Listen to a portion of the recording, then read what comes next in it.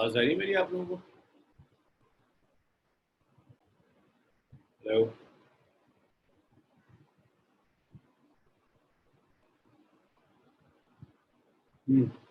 एक last NCERT की problem करी थी, सीरीज एंड पैरेलल कॉम्बिनेशन। हाँ,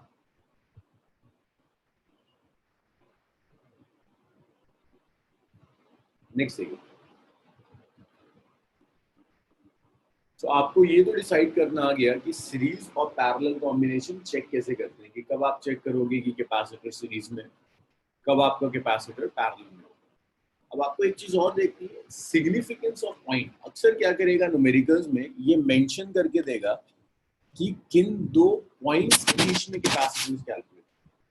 देखो ये एग्जांपल, ये कॉन्सेप्ट क्लियर करेगा।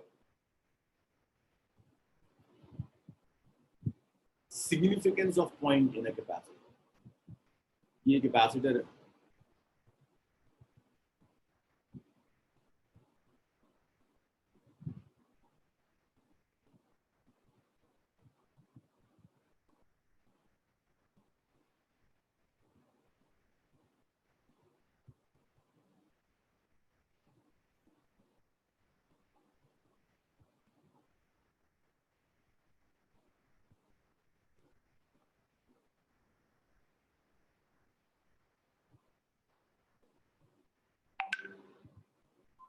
this is C, this is 2C, this is 3C. ये नंबर्स दे देते हैं।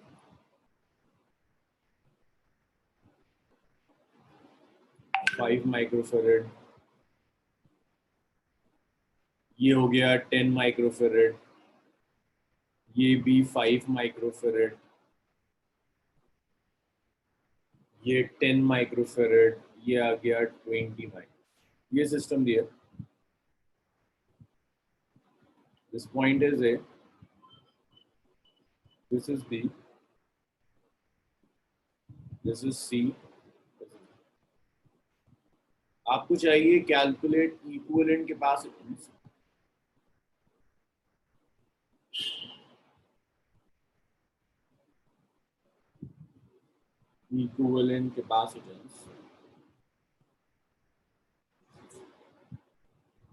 between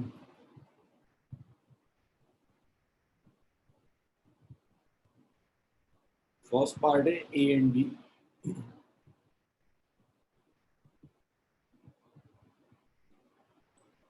और सेकंड पार्ट है ए एंड डी। ए और बी के बीच में इक्विवेलेंट कैपेसिटेंस चाहिए, ए और डी के बीच में इक्विवेलेंट कैपेसिटेंस चाहिए। देखो पॉइंट देने का मतलब है बैटरी कनेक्टेड। जो वो कह रहे हैं ना, ए और बी के बीच में इक्विवेलेंट कैपेसिटेंस कैलकुलेट करो, दैट मींस सेल और बैटरी ए और बी के बीच में कनेक्टेड।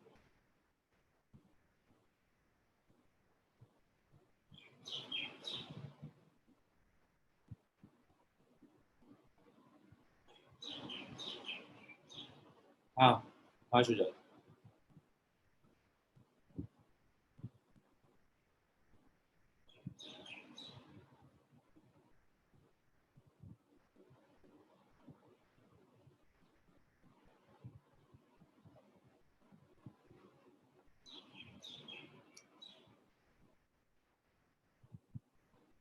तो आपने क्या किया, सेल कनेक्ट कर दिया in between A and B. A और बी के बीच में आपने सेल कनेक्ट कर दिया और आपसे कहता है इक्विवेलेंट कैपेसिटेंस कैलकुलेट करो।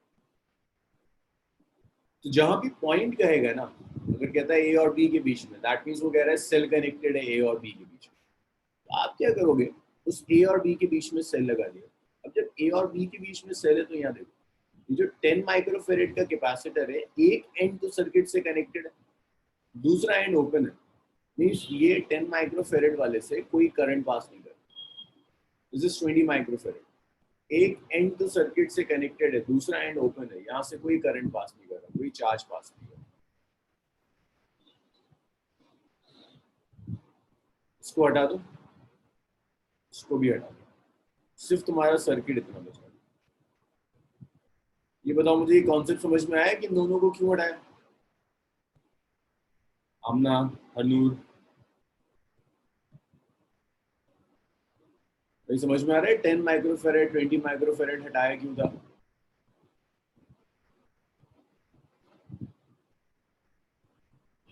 देखो वो आपसे कह रहा है ए और बी के बीच में कैपेसिटेंस कैलकुलेट करना। तो आपने ए और बी के बीच में सेल कनेक्ट कर दिया, ये सेल कनेक्ट किया। अब ये देखो 10 माइक्रोफेरेड ये वाला कैपेसिटर और एक ये वाला कैपेसिटर, इन दोनों कैपेसिटर का एक एंड तो सर्किट से कनेक्टेड है, दूसरा एंड ओपन है। क्या ऐसे सिस्टम में कभी कोई करंट फ्लो कर सकता है? भाई अगर मैं तुमसे कहूँ एक बल्ब है, इस बल्ब का एक एंड तो सेल से कनेक्ट कर दिया, दूसरा ओपन है, क्या ये बल्ब ग्लो करेगा? बल्ब ग्लो नहीं करेगा। इस कैपेसिटर में कोई एनर्जी स्टोर, कोई चार्ज स्टोर नहीं होगा, ना इस कैपेसिटर में कोई चार्ज स्टोर होगा। अब समझ में आया चार्ज स्टोर क्यों नहीं होगा इन कैपेसिटर्स में? रेहान, आमना, एशिफ, कुछ सोचो ना, तुम एक सेल लो, एक एंड तो कनेक्ट कर दो तुम बैटरी से, दूसरा एंड ओपन रहने दो, उस बल्ब में कोई करंट फ्लो नहीं करेगा। तो यहाँ भी ये जो दो कैपेसिटर्स हैं, इन दो कैपेसिटर्स में कोई चार्ज स्टोर नहीं होगा, कोई चार्ज स्टोर नहीं होगा। तो आपने इसे हटा दिया। आप देखो सिंपल सा सर्किट बचा है, 5 5 10 तीनों कैसे कनेक्टेड? बताएगा 5 5 और 10 इन तीनों का कॉम्बिनेशन कैसा है? दिश series, yes. So 1 by C equivalent is 1 by 5 plus 1 by 5 plus 1 by 10. 1 by C equivalent LCM is 10. It's 2 plus 2 plus 10. It's 14 by 10.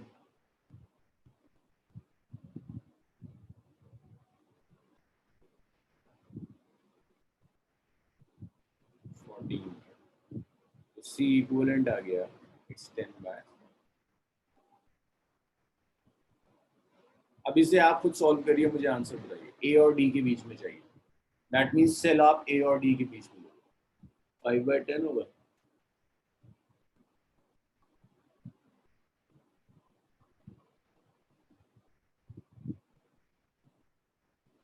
कर लो, 7 by 5 हो जाएगा।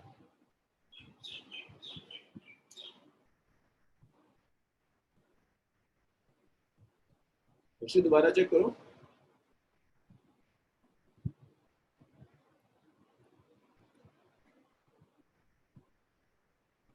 अच्छा हाँ, सॉरी,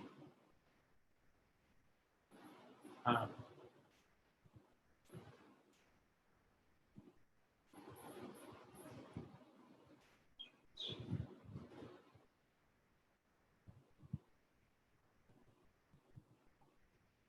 ठीक है ठीक है ठीक है। सेकंड पार्ट करके दिखाओ, ए एंड डी के बीच में क्या हो।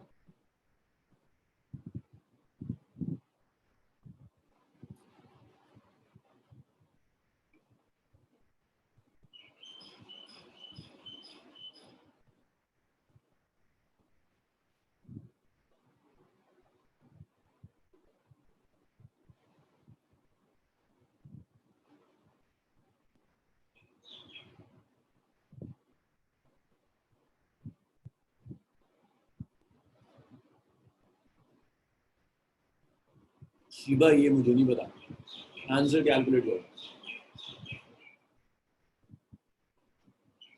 हाँ ठीक कह रही हो, करो करो, ठीक कह रही हो। और ये सबका है आंसर।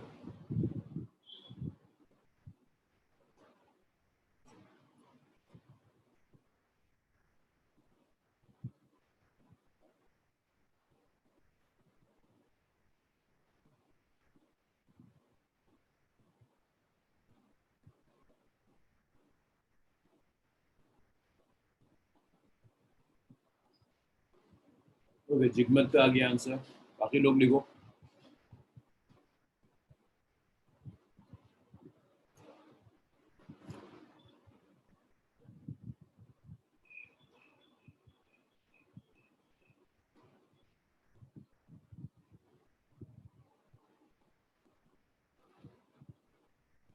नाइन बाई 20 हो गया।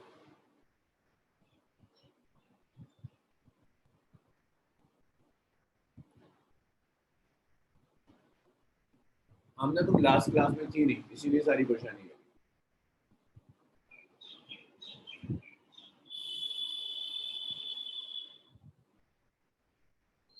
भाई हमने ए और बी में सेल कनेक्ट कर दिया। ये 10 माइक्रोफेरेड का कैपेसिटर, एक एंड तो कनेक्टेड है सर्किट में, दूसरा एंड कनेक्टेड नहीं है, तो इसे हटा दिया। 20 वाला भी देखो, एक एंड सर्किट से कनेक्टेड है, दूसरा नहीं है, इसे भी हटा दिया। ये 3 कैपेसिटर्स आ गए। अब देखो अगर सर्किट में ब्रांचिंग नहीं होती तो सीरीज होता है, इसका सिर्फ इतना मतलब है कि ये तीनों सीरीज में कनेक्टेड है। कोई ब्रांचिंग नहीं है, दैट मीन्स 5 5 10 सीरीज में हम ना 1/c equivalent is 1/5 plus 1/5 plus 1/2। अब बताओ हम ना क्या प्रॉब्लम है, जिस पॉइंट पर प्रॉब्लम है वो बताओ, वरना फिर आगे की न्यूमेरिकल्स तुमसे हो नहीं पाएंगे। पूरी क्लास वेस्ट हो जाएगी। शुजात बस अभी चेक करते हैं। रेशम, नीतीश, यार क्या दो लोग क्या आंसर है? 1 2 3 4।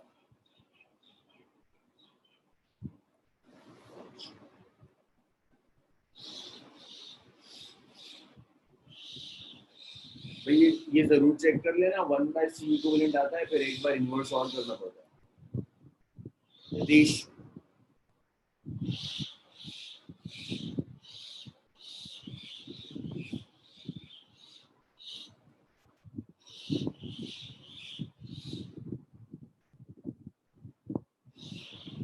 अरे भाई देखो सिंपल सी प्रॉब्लम है।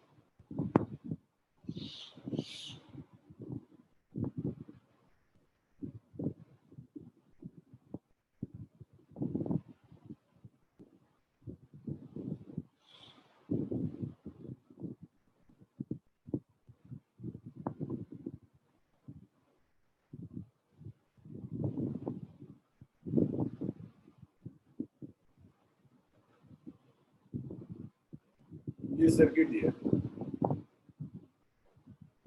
This is 5 microfarad, 5 microfarad, 10 microfarad, 10 microfarad, 20 microfarad.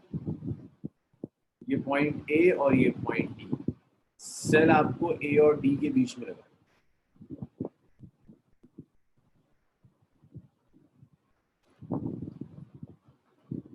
एक सेल लिया और आपने उस सेल को कनेक्ट कर दिया ए और डी के बीच में।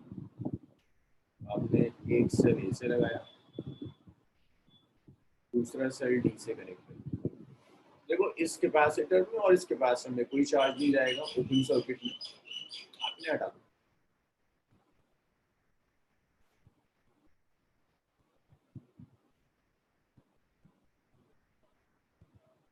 अब ये सर्किट आ गया। अब भी कॉम्बिनेशन देखो, जो तीनों कैपेसिटर्स जा रहे हैं, तीनों कैपेसिटर सीरीज में, तीनों कैपेसिटर सीरीज में हैं, तो आप यहाँ से सी इक्विवेलेंट निकाल सकते हो।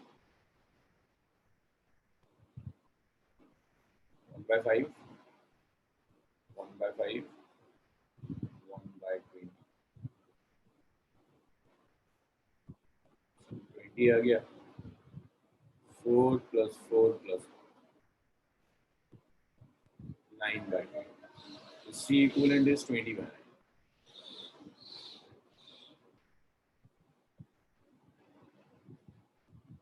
C equivalent होगा 20/9 माइक्रोफेरेड। चलिए देखिए,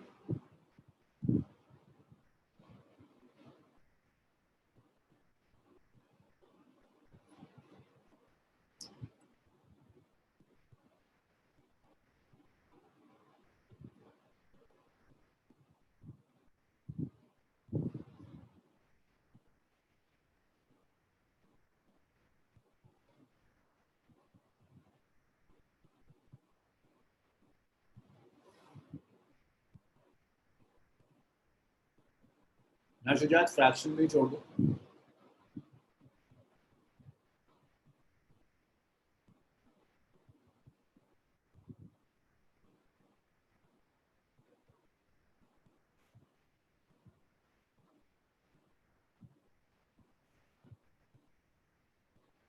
इतना हो गया तो रब कर दूं इसे।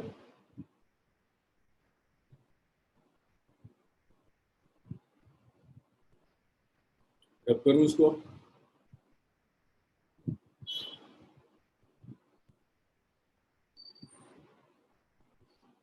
देखिए नेक्स्ट सीखो,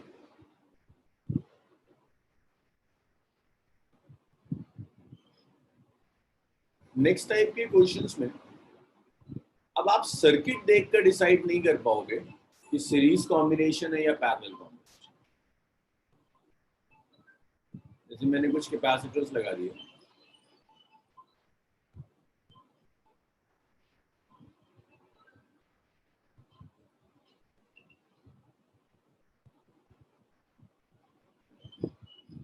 this is capacitance C, capacitance C, capacitance C.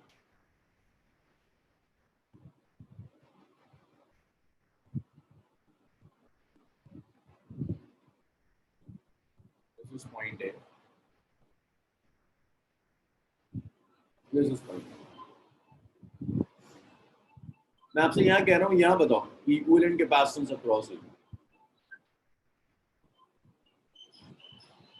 equivalent capacitance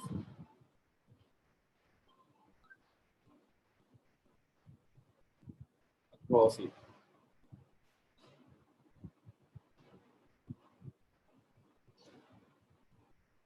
ए और बी के अक्रॉस आपको इक्विवेलेंट कैपेसिटेंस निकालना है। देखो ए और बी के अक्रॉस इक्विवेलेंट कैपेसिटेंस आप डायरेक्टली नहीं कैलकुलेट कर सकते, यहाँ देखकर पता ही नहीं चलेगा ज्योमेट्री से कि सीरीज है या पैरेलल। यहाँ सीरीज और पैरेलल डिसाइड करने के लिए we use potential divider method, use potential divider। एक बार और सर्किट बनाते हैं। पोटेंशियल डिवाइडर मेथड तुम्हें आता है, तुम्हें division of charge, division of potential सिखाया था मैंने।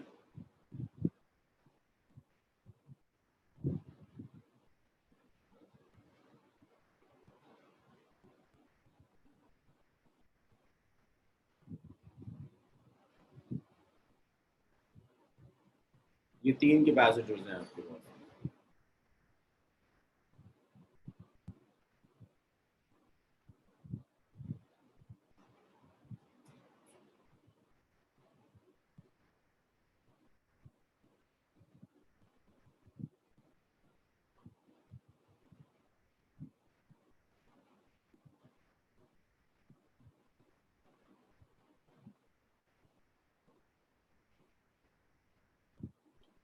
this is capacitance C, capacitance C, capacitance C, this is point A, this is point। अब आपको डिसाइड करना है कौन से कैपेसिटर सीरीज में है, कौन से पैरेलल। तो आप क्या करो, किसी भी पॉइंट से स्टार्ट करो। मान लो आप यहाँ से स्टार्ट करते हो, आपने यहाँ कुछ पोटेंशियल दिया, लेट्स से इस पॉइंट का potential is V। So her point जो यहाँ स्ट्रेट वायर जारी होगी जहाँ तक, वहाँ पोटेंशियल सेम होगी। ये हमने पहले भी डिस्कस किया था जब मैं आपको डिवीजन ऑफ वोल्टेज सिखा रहा था। सेम कॉन्सेप्ट, VA है, जहां तक स्ट्रेट वायर जाएगी पोटेंशियल सेम होगा। यहाँ VA नहीं हो सकता, कैपेसिटर के आने की वजह से पोटेंशियल चेंज हो जाता है। जहां तक स्ट्रेट वायर जा रही है उस पॉइंट तक पोटेंशियल इज V, यहाँ भी पोटेंशियल इज V। अब अगर यहाँ VA है तो यहाँ पोटेंशियल चेंज हो जाएगा। मान लो इस पॉइंट का पोटेंशियल इज V, अगर ये VB तो यहाँ भी पोटेंशियल VB होगा। और ये स्ट्रेट वायर जा रही है, स्ट्रेट वायर तक का जो पोटेंशियल है दैट पोटेंशियल इज। इस डिवीजन में बताओ कोई परेशानी है? डिवीजन क्लियर है?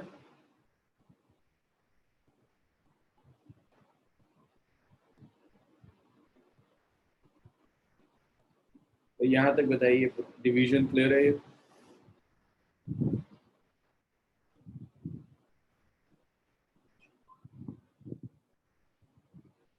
अब पॉइंट्स लो, मार्क कर दो। एक पॉइंट का पोटेंशियल है VA, दूसरे पॉइंट का पोटेंशियल इज V।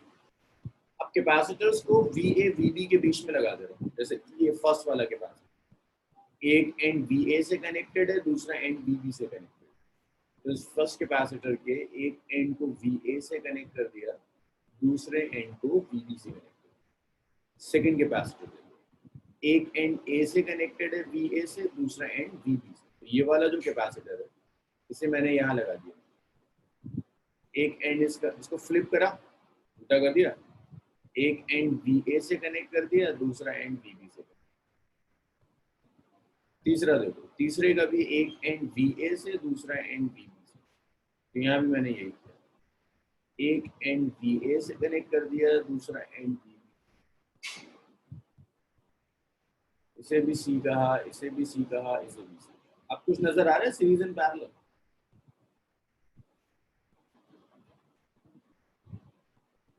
बताओ भाई कॉम्बिनेशन कैसा दिख रहा है? ये point A,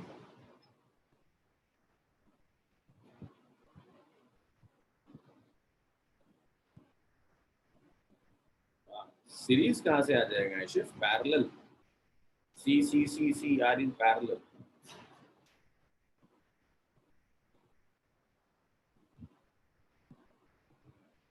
C equivalent is 3C, parallel combination. चलिए देखिए,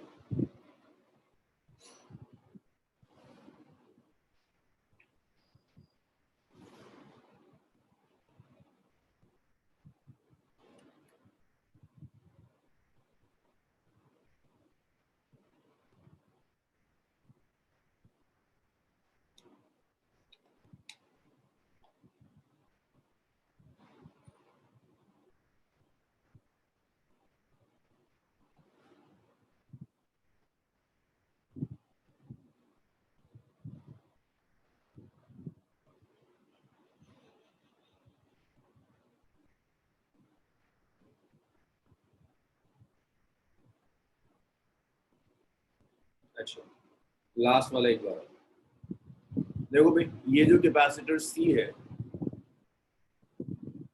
ये किन दो पोटेंशियल डिफरेंस के बीच में कनेक्टेड है? First capacitor C V A और वी बी के बीच में कनेक्टेड है। एक को पोटेंशियल वी ए कह दिया, दूसरे को पोटेंशियल वी बी कह दिया।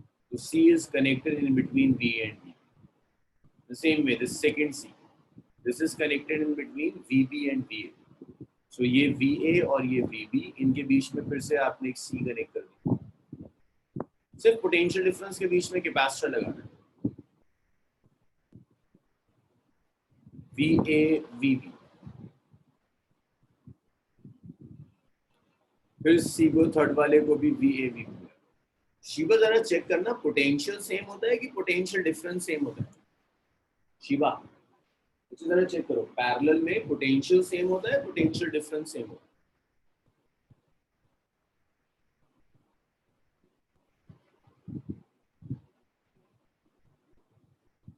शिवा रियाज, पैरेलल में क्या सेम होता है, पोटेंशियल या पोटेंशियल डिफरेंस?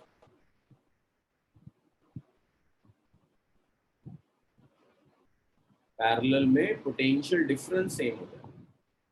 इस कैपेसिटर के अक्रॉस देखो, फर्स्ट वाले के across potential difference is V A minus V B. Second के अक्रॉस देखो V A minus V B. Third के अक्रॉस देखो V A minus V B. सबके अक्रॉस पोटेंशियल डिफरेंस सेम है, तो पैरेलल। शिवा हुआ क्लियर? सबके अक्रॉस पोटेंशियल डिफरेंस सेम है, इसलिए पैरेलल। चलो भाई से रब करते हैं।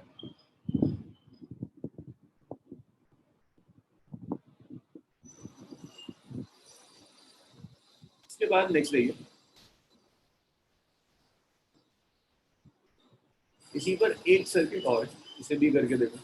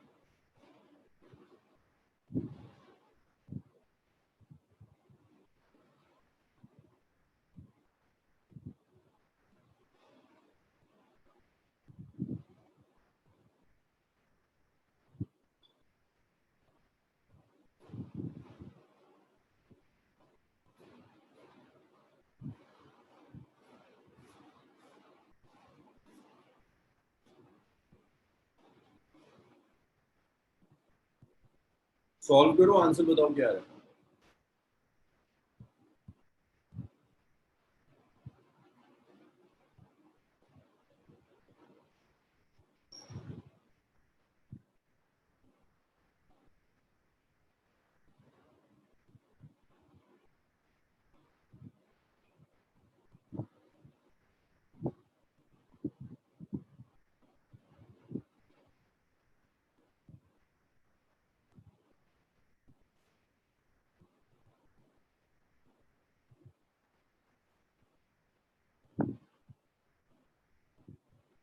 नीतीश, ऋषम, प्रांजल, आंसर।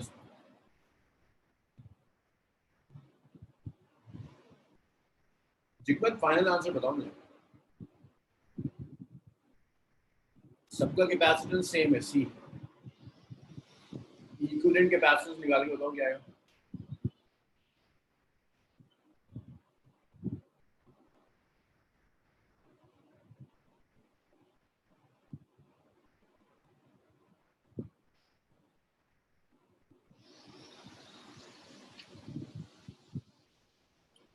एक का भी आंसर नहीं है, गलत आ रहा है फिर। चार कैपेसिटर है यार, तीन थोड़ी ना।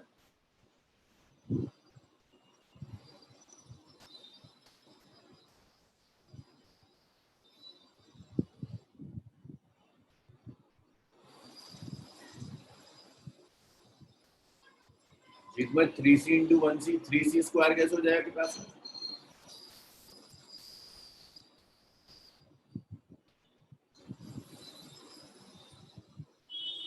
अब तक एक का भी ढंग का आंसर नहीं है।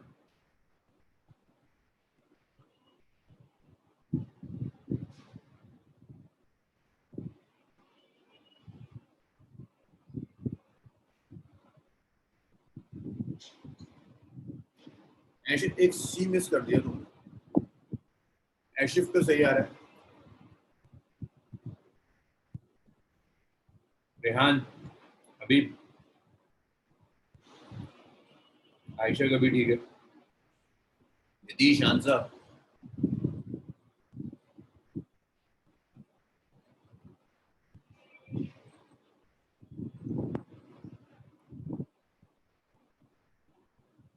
जिकमत ढंग से सॉल्व करो, जो कुछ नहीं कर रहा है। हबीब का भी सही है। जिबा गलत है। जिबा चेक करो कितने कैपेसिटर। तीन थोड़ी ना है।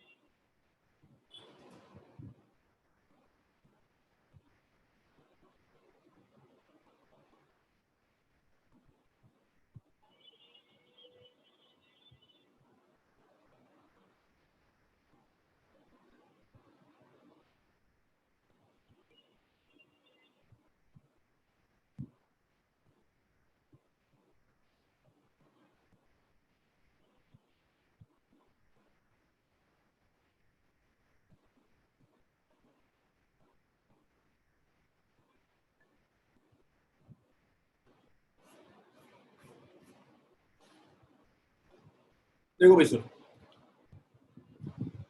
ये सी और ये सी, यहां तक ये मैंने अभी एक्सप्लेन किया था। ये तीनों कनेक्टेड है पैरेलल। इन तीनों को हटाकर एक पैरेलल कॉम्बिनेशन लगा।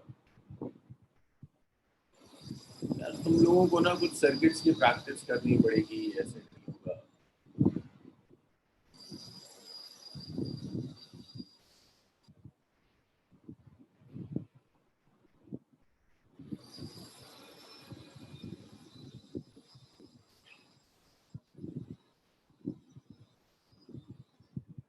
तो सी एंड सी, तीन कैपेसिटर्स आपने पैरेलल में कनेक्ट कर दिए, इन तीनों का कॉम्बिनेशन हो गया। उसके साथ एक फोर्थ कैपेसिटर ऐसे कनेक्ट है, ये ए और ये बी, ये तीन ही तो सीरीज में है ना, सारे कैसे ले सकते हो, ये तीन सीरीज में उन तीन के सीरीज, सॉरी ये तीन पैरेलल में, उस पैरेलल के साथ एक ये सी लगा हुआ है, तो कॉम्बिनेशन देखो, ये तीन का पैरेलल और उस पैरेलल के साथ सी सीरीज में, इसका मतलब सिर्फ इतना है, दिस इज ए,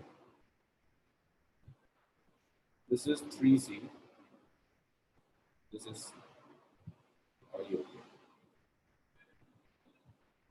सो आप सी इक्विवेलेंट निकाल सकते हो, 3C into C divided by 3C plus C.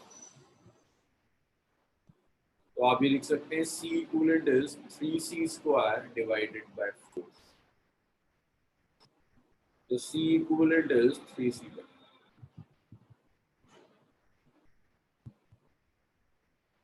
This is equivalent capacitance, which is 3C.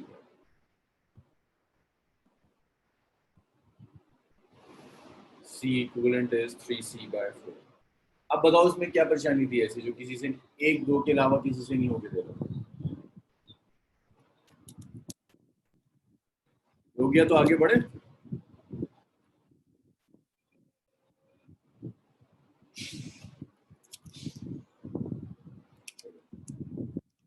आमना हुआ चिगमर,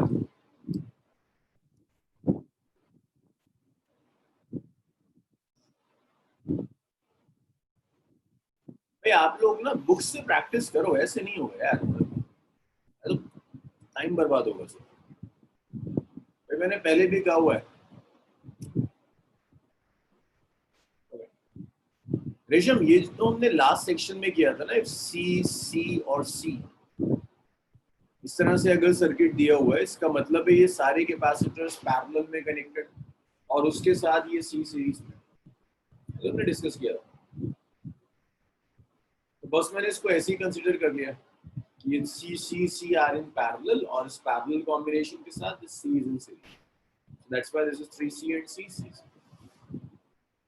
अगर किसी को अभी नहीं समझ में आया फिर पूछो from previous question. Yes,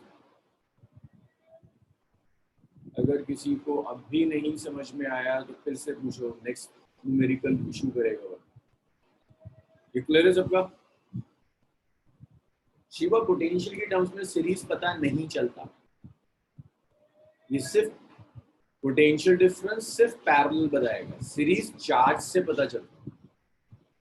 series combination check करने के लिए चार्ज अगर सेम है तो सीरीज में, पोटेंशियल, और एक बात तुम फिर ठीक करो, पोटेंशियल नहीं पोटेंशियल डिफरेंस, अगर शिवा पोटेंशियल डिफरेंस सेम है तो पैरेलल, पोटेंशियल डिफरेंस सीरीज नहीं बता सकता, पोटेंशियल डिफरेंस पैरेलल बताएगा, चार्ज बताएगा सीरीज।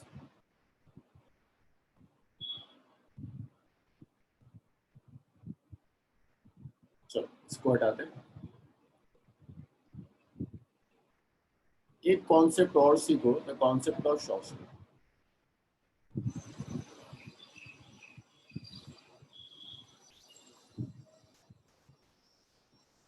भाई आप में से जितने लोग लेट कर पढ़ रहे होते हैं ना, कि लेटे हुए हैं हाथ में मोबाइल है, मतलब आप लाइफ में कुछ अचीव नहीं कर सकते।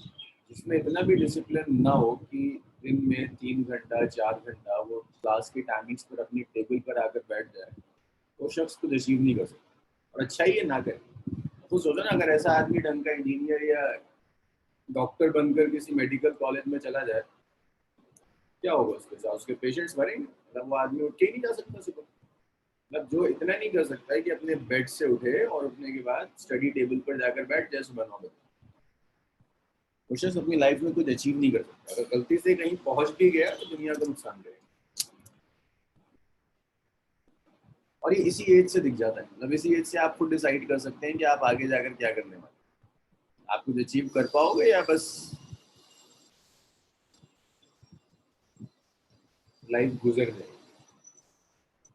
तो सुबह के 9 बज रहे हैं तो दिख जाते हैं ना, जब आप कनेक्ट करते हो तो कईयों की वीडियो दिख रही होती है। अबे शुजात, छूटा बैठ नहीं छूटा अभी?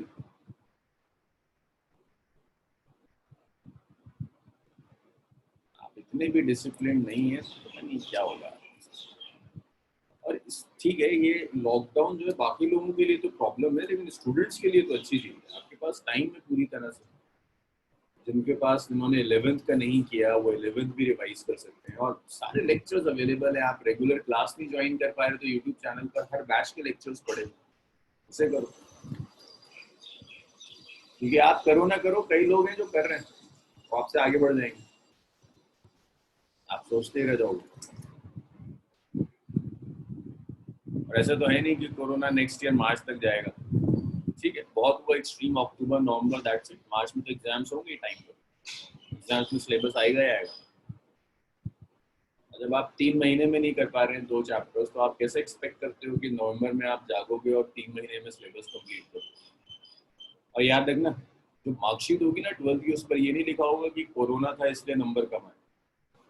मार्कशीट एक ही आती है और वही लेकर आपने पूरी जिंदगी घूमी। 12th की मार्कशीट, 12th के सर्टिफिकेट में ये नहीं लिखा होता कोरोना था इस साल इसलिए बच्चों के नंबर कम आए। आप प्रैक्टिकल लाइफ में जाएंगे तो कोई एक्सक्यूजेस नहीं सुनता, कोई नहीं सुनेगा कि आपके नंबर क्यों कम।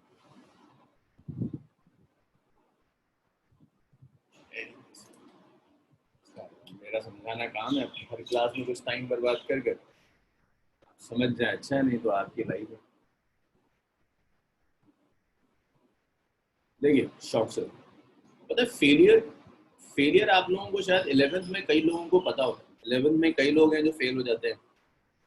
अंदाजा होना चाहिए कि वो फेलियर तो सिर्फ 11th का था, वो अगर आगे जाके आपके कैरियर में भी हुआ तो आप क्या करोगे? शॉर्ट सर्किट समझो। शॉर्ट सर्किट का देखो, बहुत बेसिक लैंग्वेज में शॉर्ट सर्किट का मतलब होता है, ये आपने एक बल्ब लिया,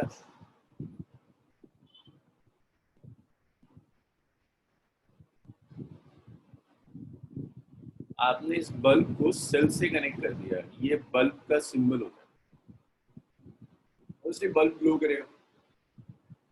बल्ब ग्लो क्यों करेगा? क्योंकि इस बल्ब से करंट पास कर,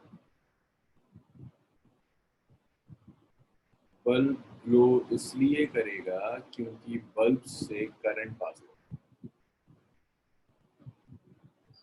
लेकिन अगर मैं कुछ ऐसा काम करूं, मैं इस बल्ब को शॉर्ट कर दूं,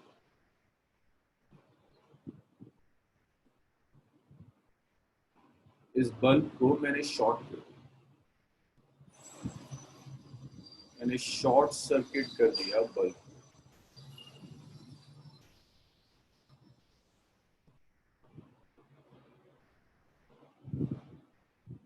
बल्ब को शॉर्ट करने का मतलब है बल्ब के दोनों टर्मिनल्स कनेक्ट कर दिए, ये मतलब हुआ बल्ब को शॉर्ट कर दिया आपने, आपने बल्ब को शॉर्ट सर्किट कर दिया। अगर आपने बल्ब को शॉर्ट सर्किट कर दिया तो देखिए करंट जो है वो ऐसे आएगा, और ये जो वायर है ना, इस वायर से फ्लो कर जाएगा, बल्ब से कोई करंट नहीं जाएगा। रीजन सिर्फ इतना है, करंट फॉलोज लो रेजिस्टेंस का, current follows low resistance.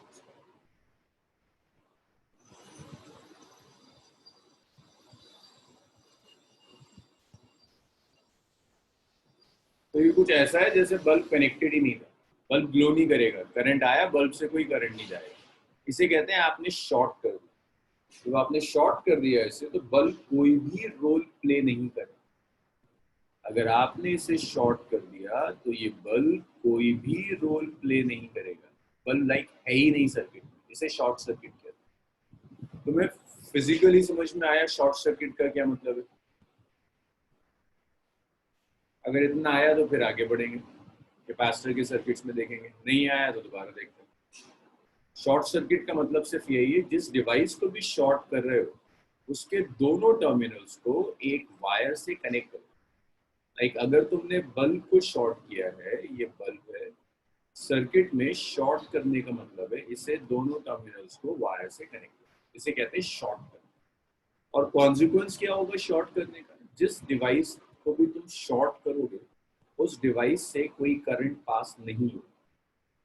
Current pass ना होने का मतलब है इससे जब कोई करंट पास नहीं हो रहा तो ये कोई काम ही नहीं कर रहा, हटा दो इसको हटाकर सिर्फ ये वायर लगा दो, इसे हटा दो और ये जो वायर थी ना सिर्फ इस वायर को कनेक्ट करो, ये शॉर्ट। शॉर्ट करने का मतलब है जिस डिवाइस को भी आप शॉर्ट कर रहे हैं उस डिवाइस के दोनों टर्मिनल्स को स्ट्रेट वायर से कनेक्ट कर दो। तो आप ये काम कर सकते हो कि आप इस डिवाइस को हटाओ और जस्ट स्ट्रेट वायर से रिप्लेस। बताओ भाई, मुझे डाउट्स बताओ उसमें।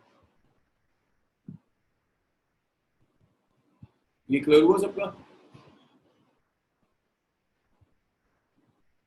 सतीश, आमना, रेहान,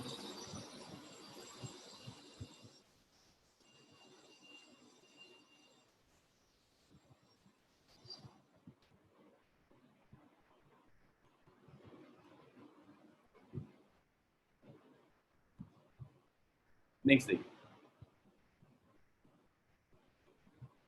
कैपेसिटर को अगर मैं कह रहा हूँ शॉर्ट कर दिया तो कैपेसिटर के दोनों टर्मिनल्स को आपने एक स्ट्रेट वायर से कनेक्ट कर दिया। जैसे ही कैपेसिटर शॉर्ट होगा कैपेसिटर हटा दो, उसे एक स्ट्रेट वायर से कनेक्ट, ये शॉर्ट हो गया। दोनों टर्मिनल्स को स्ट्रेट वायर से कनेक्ट कर दिया, इसका मतलब है आपका कैपेसिटर शॉर्ट हो गया। This is short circuit. Short circuit simply means device के दोनों टर्मिनल्स को एक स्ट्रेट वायर से कनेक्ट कर दो, स्ट्रेट वायर से कनेक्ट कर दिया, इसका मतलब डिवाइस शॉर्ट हो गया, दैट शॉर्ट सर्किट। अब कुछ केसेस देखो जहां देखने में तो लगेगा कि शॉर्ट सर्किट है बट एक्चुअल में वो शॉर्ट नहीं होता। C1 से मैंने ऐसे कनेक्ट कर दिया, इस कनेक्शन का मतलब है C1 और C2 को एक साथ शॉर्ट कर दिया।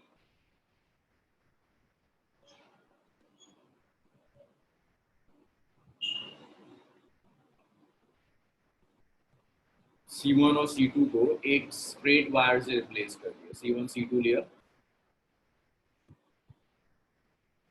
और उन्हें एक स्ट्रेट वायर से कनेक्ट कर दिया। इसका मतलब है C1 C2 शॉर्ट हो गया। C1 C2 को एक स्ट्रेट वायर से कनेक्ट कर दिया, वो शॉर्ट हो गया।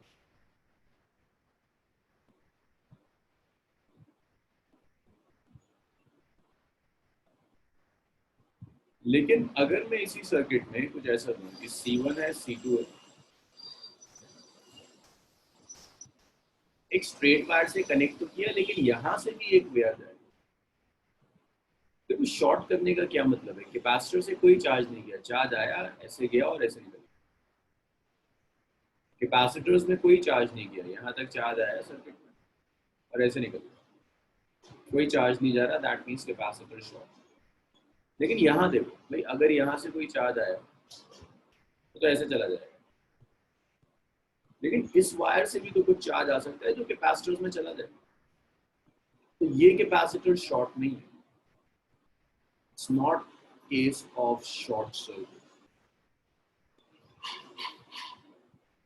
अगर कहीं एक वायर दी हुई है जिस वायर से चार्ज आ सकता है आपके सर्किट में, वो कैपेसिटर आपका शॉर्ट सर्किट नहीं होगा, इसी हाल में शॉर्ट सर्किट। तो बताओ मुझे, इतना क्लियर हुआ?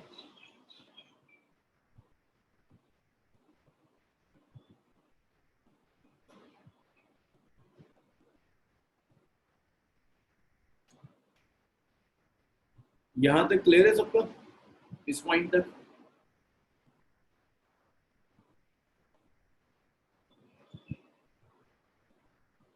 अब लास्ट वाले में वो अगर मैं बीच में से वायर दे देता हूँ तो ये पॉसिबिलिटी है चार्ज ऐसे आया और ऐसे निकल गया।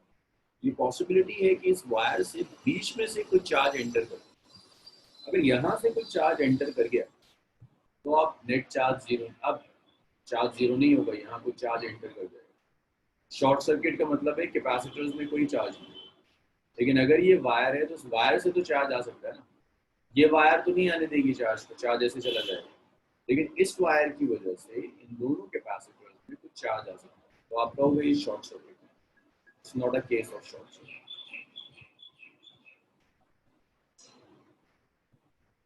अब इतना नोट करो और बताओ मुझे, अगर इतना हो जाए इसे रब करते हैं, आगे देखिए न्यूमेरिकल्स में देखते हैं शॉर्ट सर्किट कैसे यूज होता है।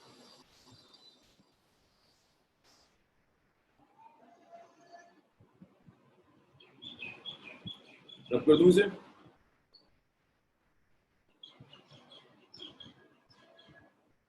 लिखो लिखो।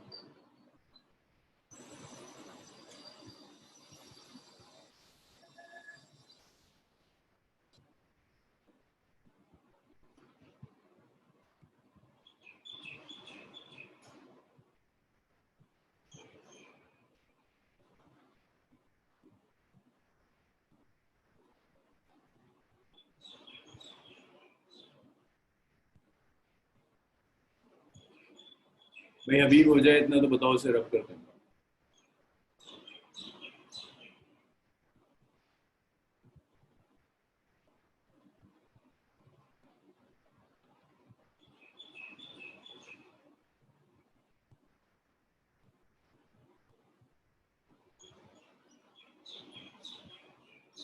नेक्स्ट मेरी को दो।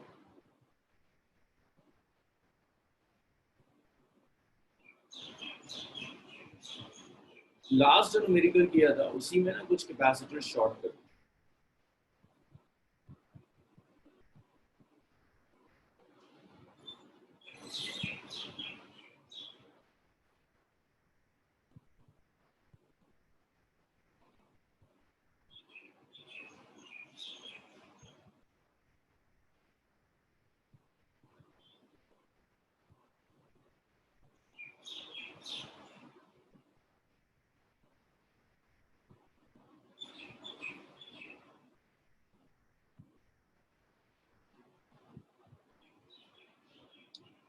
तो देखो इसमें आइडेंटिफाई करना है कि कौन से कैपेसिटर्स हैं जो शॉर्ट है।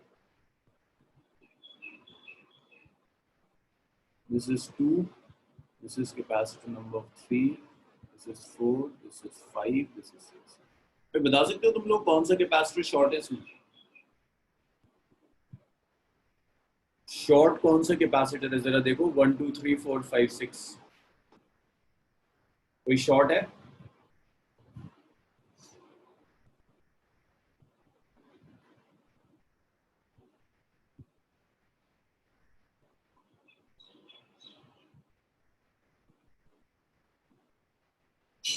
वन से लेकर 5 तक सर? क्या बात कर रहे हो, फायदा देखो यार। 1 और 2 के बीच में तो ये वायर आ रही है, अभी सिखाया था मैंने।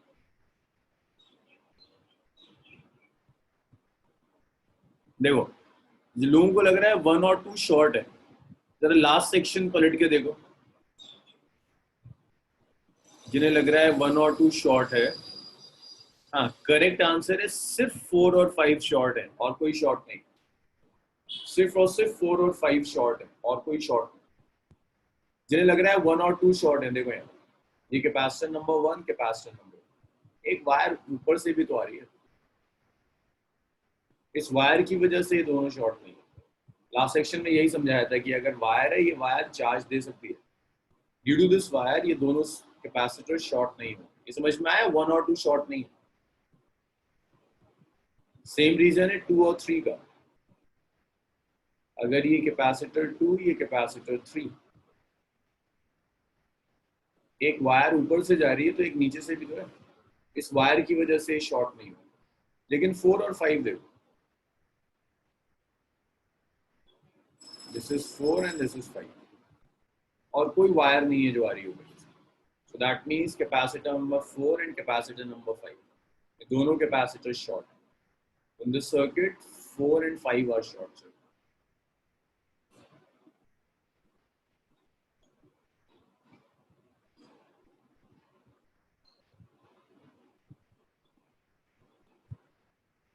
4 एंड 5 शॉर्ट सर्किट और कोई नहीं होगा। अब अगर ये शॉर्ट सर्किट है तो इन्हें हटा दो।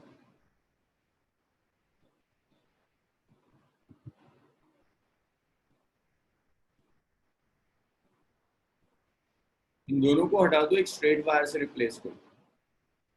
तो कैपेसिटर शॉर्ट सर्किट है। देखो ये तो 3 कैपेसिटर्स हो गए।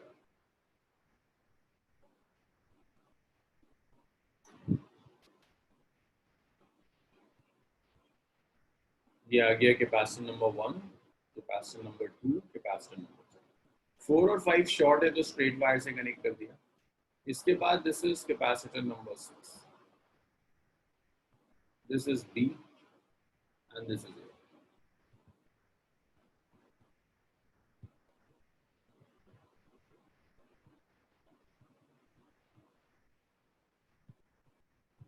1 2 3 4 5 शॉर्ट हो गया, उसके साथ एक 6 लगा दिया। मुझे आंसर यहाँ तक कोई डाउट है किसी को? ये सब क्लियर हो गया?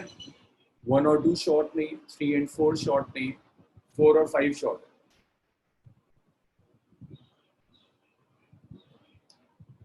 अब मुझे इक्विवेलेंट कैपेसिटेंस कैलकुलेट करके दो। C इक्विवेलेंट कितना?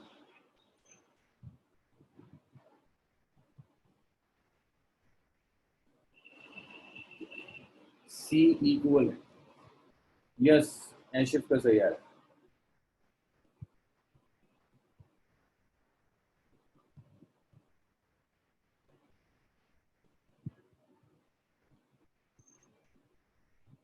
खुशी का भी, अरे तो वही सर्किट है जो उससे एक आध, हाँ, थोड़ा टाइम पहले जो किया था।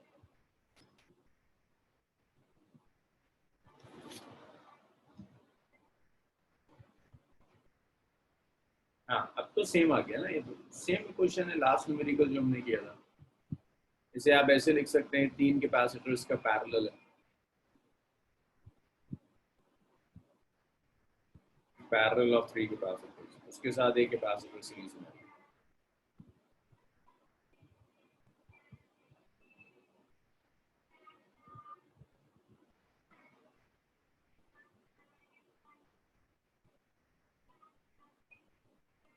ये लास्ट न्यूमेरिकल सॉल्व करा था मैंने, सेम है भाई। तो ऐसे वो शॉर्ट सर्किट भी यूज कर ले। इतना लिखो, फिर और कॉन्सेप्ट देखना। और जब आप सर्किट सॉल्व करेंगे ना, ये जितने रूल्स, जितने मेथड्स में आपको सिखा रहा हूँ, वो सब एक साथ आपके दिमाग में होने। तो सर्किट पे नहीं लिखा होगा कि ट्रिक कौन सी यूज करनी, तो आपके दिमाग में ये सारी चीजें होनी चाहिए। और जिस सीक्वेंस में मैं करा रहा हूँ, सीक्वेंस में आप एनालाइज करोगे। अच्छा, पोटेंशियल डिवाइडर से तो नहीं हो रहा, फिर आप देखोगे शॉर्ट तो नहीं है कोई कोई कैपेसिटर इस सर्किट में। इतना हो गया, रब करो उसको।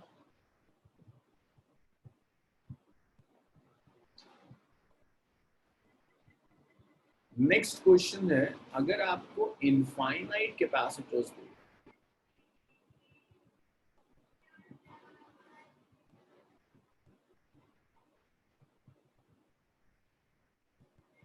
अगर आपको एक चेन दे दे, जिस चेन में आपके पास इनफाइनाइट कैपेसिटर, एक चेन है, चेन ऑफ इनफाइनाइट कैपेसिटर, देखो उसे आप कैसे सॉल्व करोगे। एक न्यूमेरिकल से इस कॉन्सेप्ट को देखते हैं। This is A,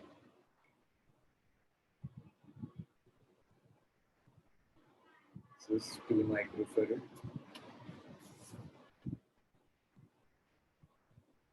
this is 1 microfarad,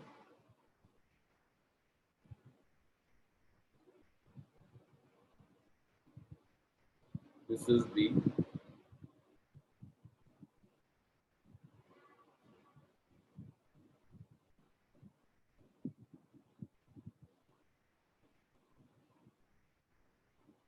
this is 2 microfarad,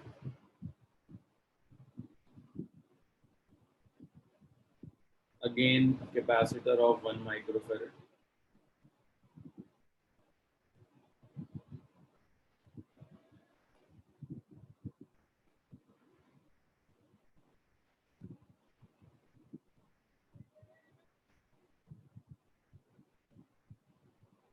फिर 1 microfarad,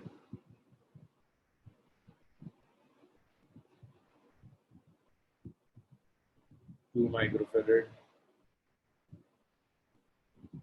और ये ऐसे ही इंफिनिटी तक जाएगा, ऐसे पूरा इंफिनिटी तक जाएगा।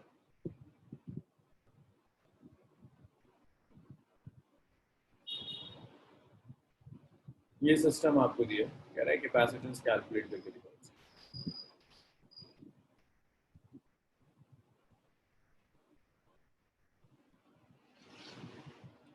कैलकुलेट इक्विवेलेंट कैपेसिटेंस अक्रॉस ए। सर्किट को ड्रॉ करिए, फिर सीखते हैं कैसे सॉल्व करेंगे।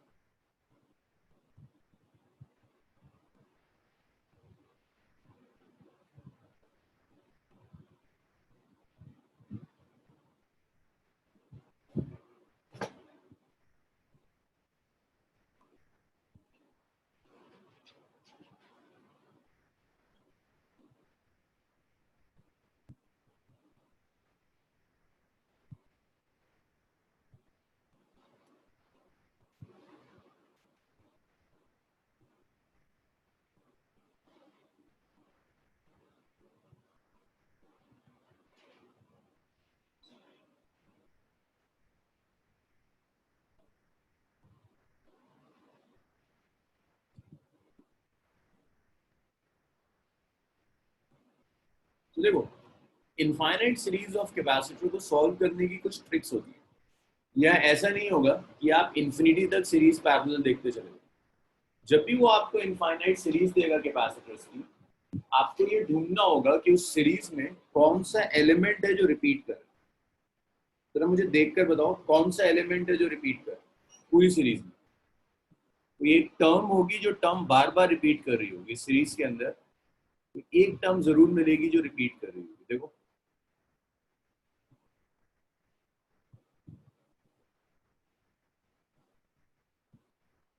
ये जो 1 माइक्रोफेरेड और 2 माइक्रोफेरेड वाली टर्म है, ये पूरी टर्म, सिर्फ 2 नहीं, पूरा 1 और 2 दोनों, ये कॉम्बिनेशन रिपीट कर रहा है। तो पहला स्टेप होगा कि जो रिपीट कर रहा है कॉम्बिनेशन, उसे आइडेंटिफाई करो।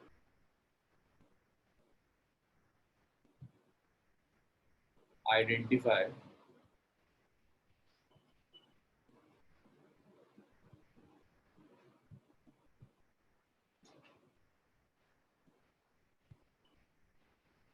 जो टर्म बार बार रिपीट कर रही है, उस टर्म को पहले आप आइडेंटिफाई करो। तो जो टर्म रिपीट हो रही है 1 माइक्रोफेरेड 2 माइक्रोफेरेड, उस टर्म को आपने आइडेंटिफाई कर लिया। अब अगर एक बार आपने उस टर्म को आइडेंटिफाई कर लिया,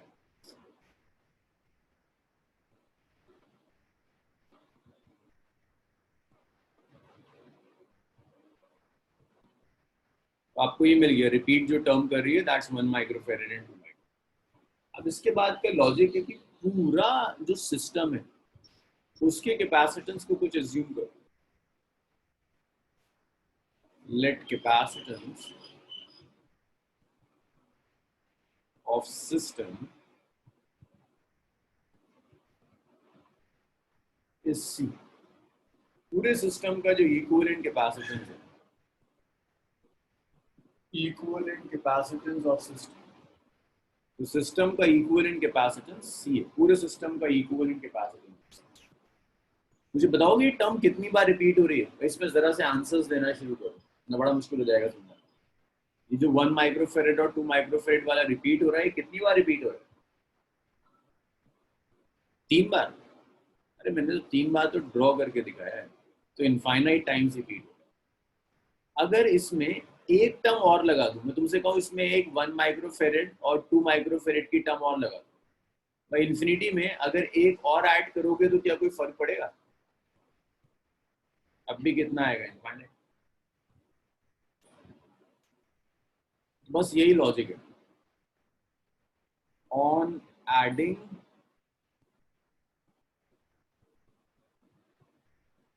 वन मोर, अगर इनफाइनाइट टाइम्स रिपीट हो रही है, एक बार और ऐड कर दिया, one more repetition term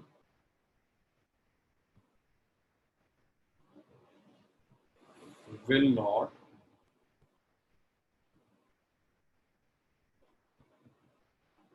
change the system। अगर एक रिपीटेशन वाली टर्म और ऐड कर दी तो ये सिस्टम को चेंज नहीं करेगी। इसका मतलब ये हुआ कि दिस इज द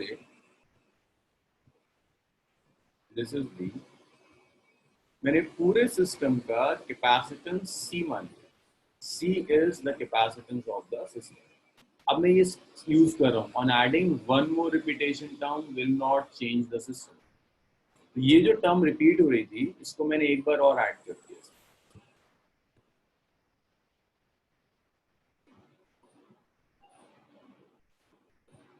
मैंने रिपीटेशन वाली टर्म एक बार और ऐड कर दी।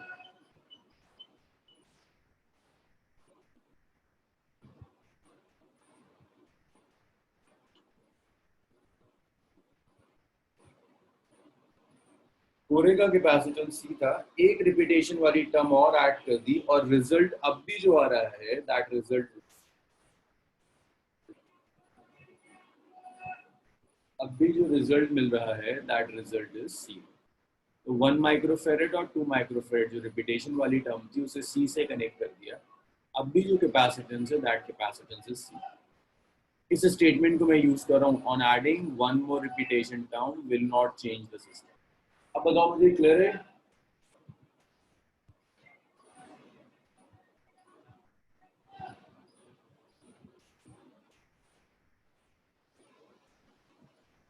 ये लॉजिक समझ में आया? इसके आगे ये सॉल्व हो जाएगा। ये लॉजिक बता दो बस, ये समझ में आ गया तुम्हें? सबसे पहला काम क्या किया, रिपीटेशन वाली टर्म आइडेंटिफाई करी, तो उस रिपीटेशन वाली टर्म के साथ पूरे सिस्टम का कैपेसिटेंस सी मान लिया। अब मैं कह रहा हूँ एक रिपीटेशन वाली टर्म और लगा दो, कैपेसिटेंस अब भी सी रहेगा, कोई इफेक्ट नहीं पड़ेगा। अब इसे सॉल्व करो। देखिए ये 2 और सी कैसे कनेक्टेड है, कोई बताएगा मुझे? 2 और सी कैसे कनेक्टेड है? सीरीज है, पैरेलल है, कौन सा कॉम्बिनेशन? सी और 2 का combination. Amna,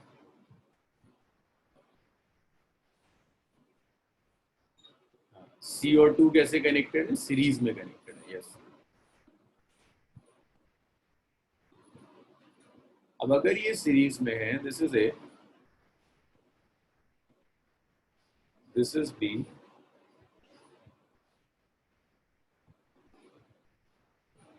this is 1 microfarad. अब दो का सीरीज कॉम्बिनेशन हो जाता है 2 इंटू सी बाई 2 प्लस सी।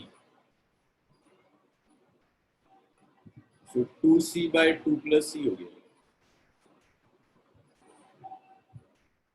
दोनों जो सीरीज में है इनका कॉम्बिनेशन आ गया 2c by 2 plus C is equal to सी।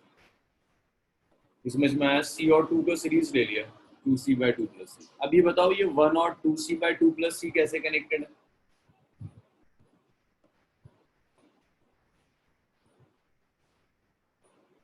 1 और 2c बाय 2 प्लस सी कैसे कनेक्टेड है? इन दोनों का कॉम्बिनेशन पैरेलल। तो 1 plus 2c by 2 plus C is equal to C. LCM is 2 plus सी।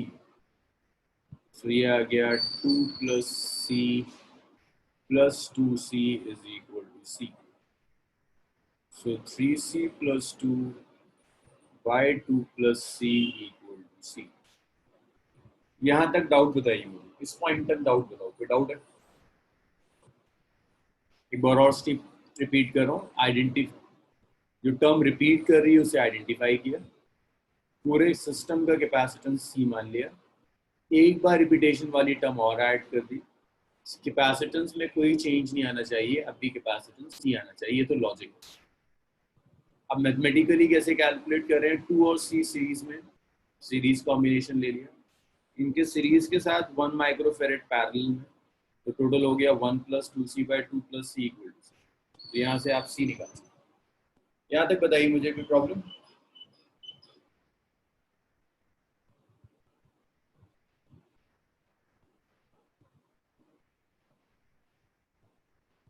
अब आप थोड़ा सा काम करिए, इसे ना थोड़ा क्रॉस मल्टीप्लाई करो, क्वाड्रेटिक बनेगी, मुझे सी की वैल्यू निकाल के दिखाओगे?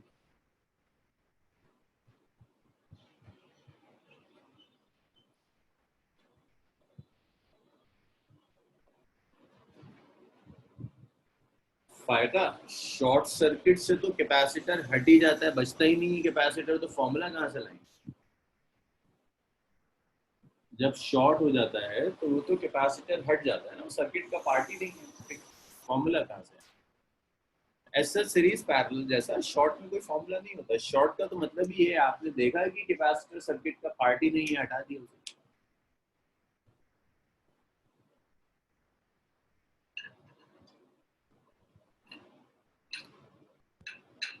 सॉल्व C2 आ रहा है, okay? भाई क्वाड्रेटिक बनेगी।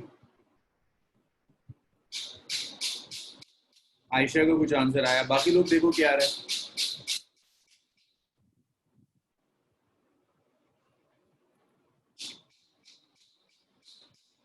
ओके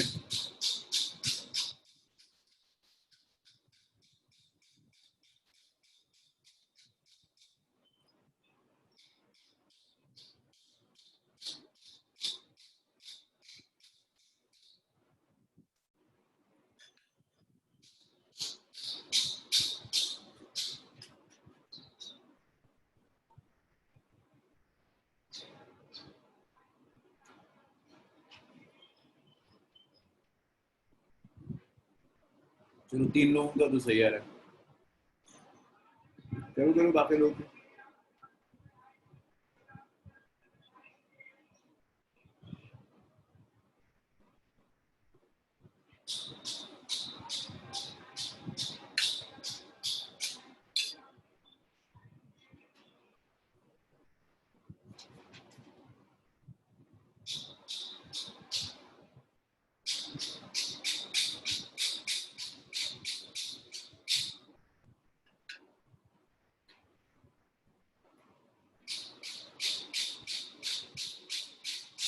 ज्यादा लोगों के सही आंसर।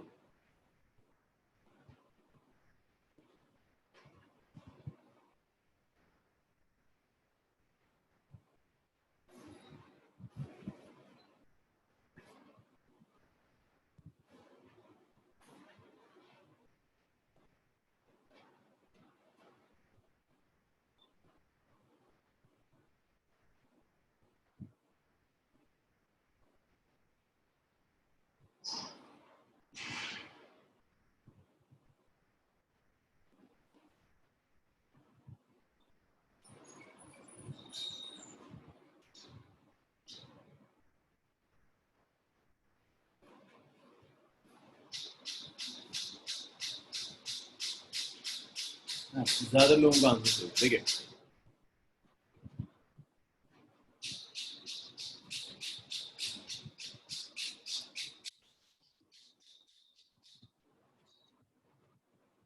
जब आप मल्टीप्लाई करोगे, इसमें 3C+2 is C into 2 plus C. So 3C+2 is 2C plus C square. सबको राइट में ले जाओ। So it's 2C plus C square minus 3C minus। तो ये आ गया C square, 2C minus 3C is minus C minus। गड़बड़ तो नहीं कर रहा ना? सो आपके पास क्वाड्रेटिक इक्वेशन है, C square minus C minus 2 equal। बस इसके आप रूट्स ले लीजिए, -2C प्लस C हो जाएगा।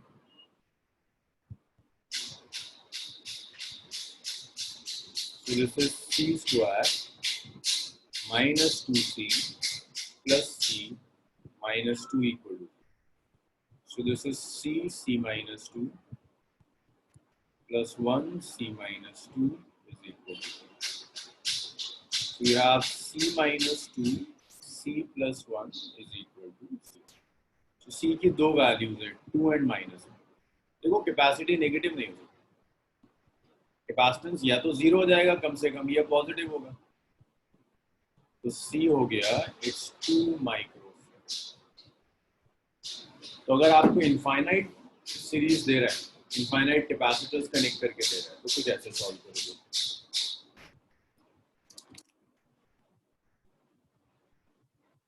इतना हो गया हो तो बताओ मुझे, इसे रब करते हैं और आगे बढ़ेंगे।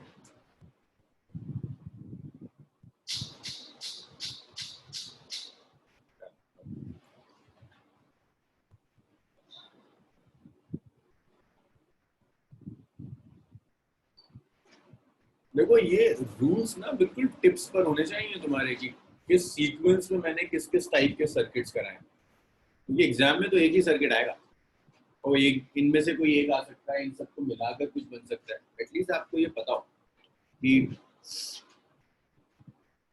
आपको रूल्स क्या क्या सिखाए गए।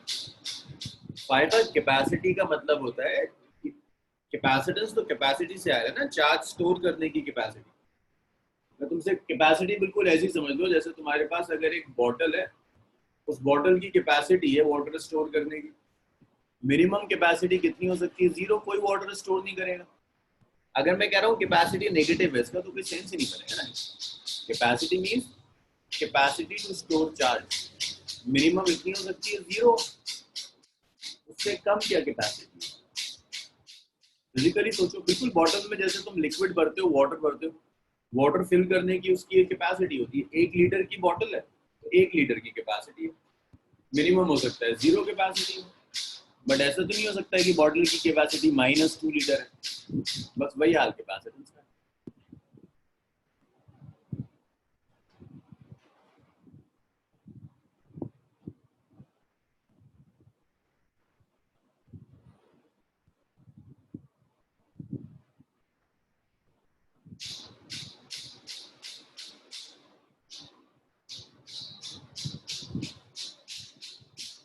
देखिए Wheatstone bridge is combination of 5 capacities.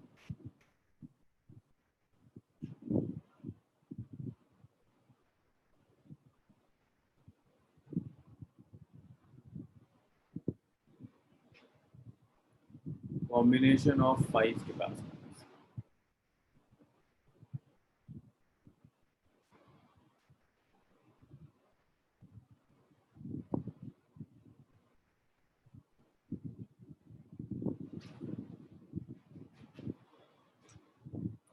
C1, C2, C3, C4,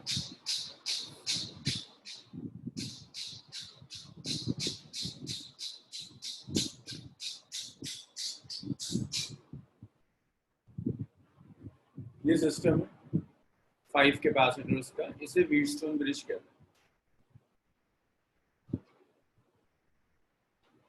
this combination of 5 capacitors is Wheatstone. इसकी खासियत ये है कि कोई कैपेसिटर सीरीज में नहीं है, कोई पैरेलल में नहीं।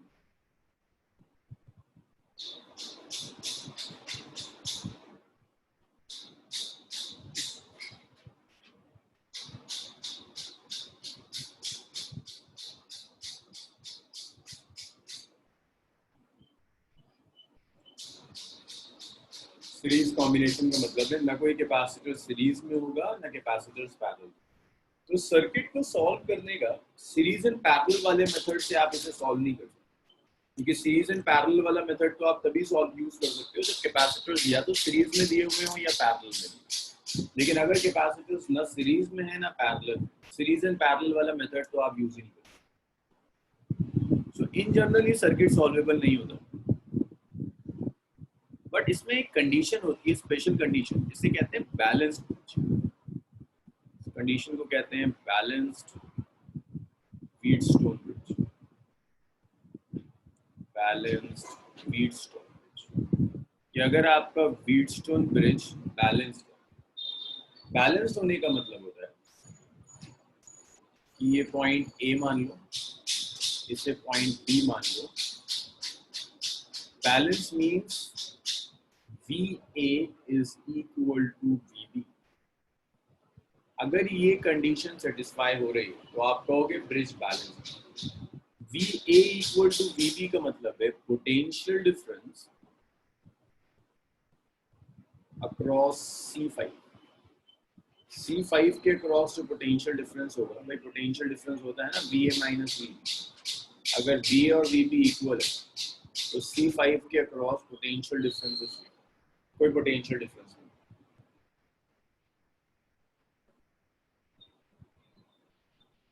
चार्ज स्टोर्ड,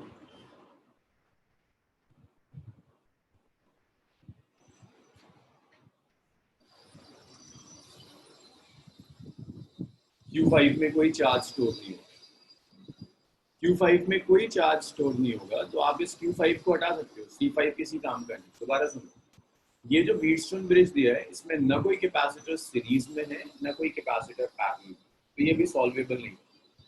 इसमें एक कंडीशन आती है जिसे कहते हैं बैलेंसिंग कंडीशन, ये ब्रिज बैलेंस है। ब्रिज बैलेंस होने का मतलब है ए और बी का पोटेंशियल सेम है। अगर ए और बी का पोटेंशियल सेम है तो C5 के क्रॉस पोटेंशियल डिफरेंस जीरो होगा।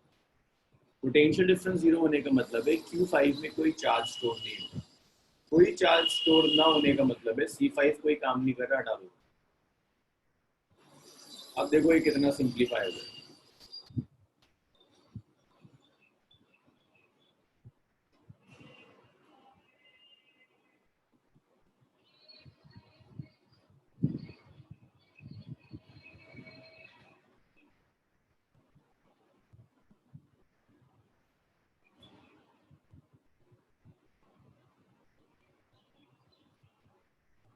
अब दिख रहा है कहीं किसी को कोई सीरीज और पैरेलल इस वाले सर्किट में सिंप्लीफाई करने के बाद? अब यहाँ कहीं कुछ सीरीज और पैरेलल नजर आ रहा है?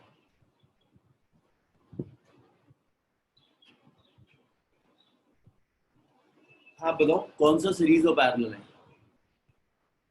कौन से कैपेसिटर्स हैं जो सीरीज में हैं, कौन से कैपेसिटर्स पैरेलल में कनेक्ट?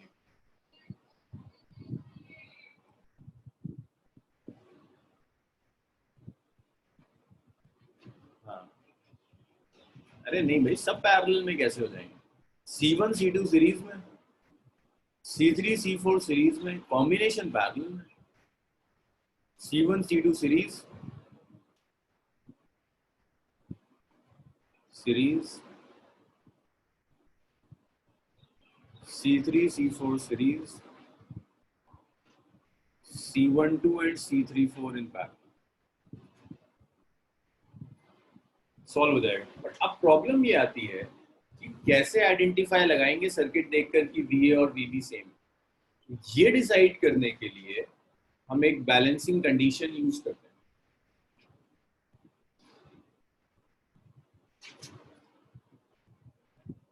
इसे कहते हैं balancing condition. C1/C2 is C3/C4। अगर C1 और C2 का रेशियो C3 और C4 के रेशियो के इक्वल तो ये फॉलो होगा। अगर ये दिख जाए तुम्हें तो तुम ये अंदाजा लगा सकते हो, यहाँ से तुम ये डिसाइड कर सकते हो कि ये भी ट्रू है। अगर ये ट्रू है तो ये भी ट्रू होगा और ये भी ट्रू। अगर C1 C2 सीरीज में है, C3 C4 सीरीज में है और दोनों का कॉम्बिनेशन पैरेलल में, तब C5 में कोई चार्ज नहीं जा रहा, वो आप यहाँ से डिसाइड कर सकते हैं। इतना लिख लो जल्दी से, फिर टाइम नहीं, जल्दी।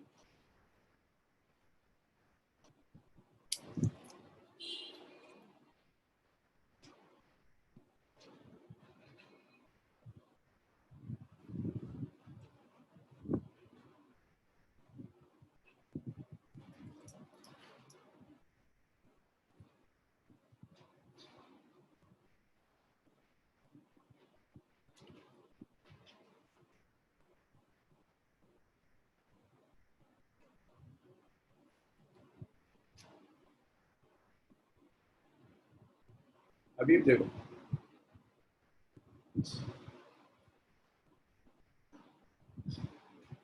तुम्हें डिसाइड करना है कि ब्रिज बैलेंस है या नहीं। पहले इतना लिख लो अभी, अगर लिख लिया तभी, क्योंकि बस 4 मिनट रह गए, मुझे क्लास एंड करनी होगी। लिख लो पहले, फिर समझा दो। पहले यहाँ तक सब लिख लो, फिर समझा दो।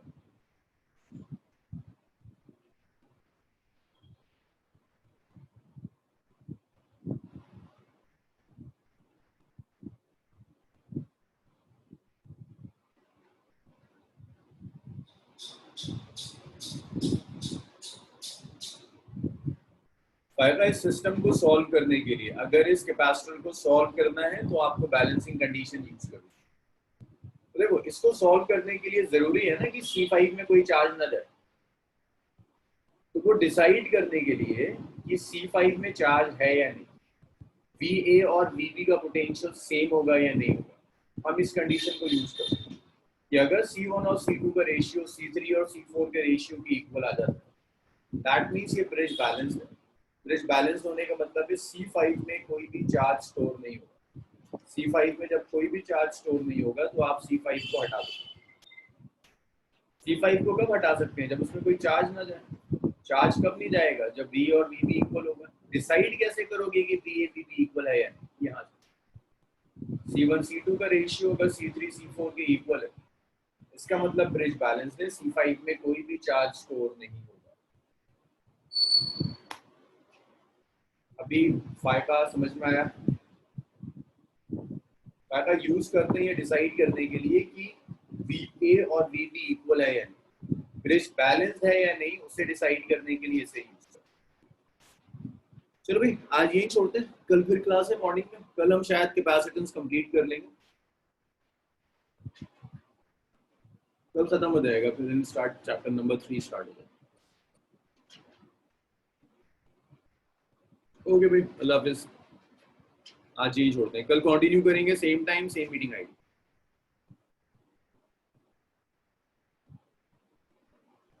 हाँ जिगमत, केमिस्ट्री क्लास की जो टाइमिंग्स है वो तो होंगी होंगी।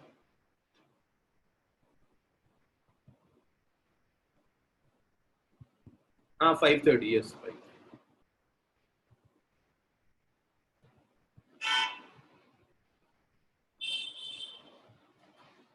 ओके।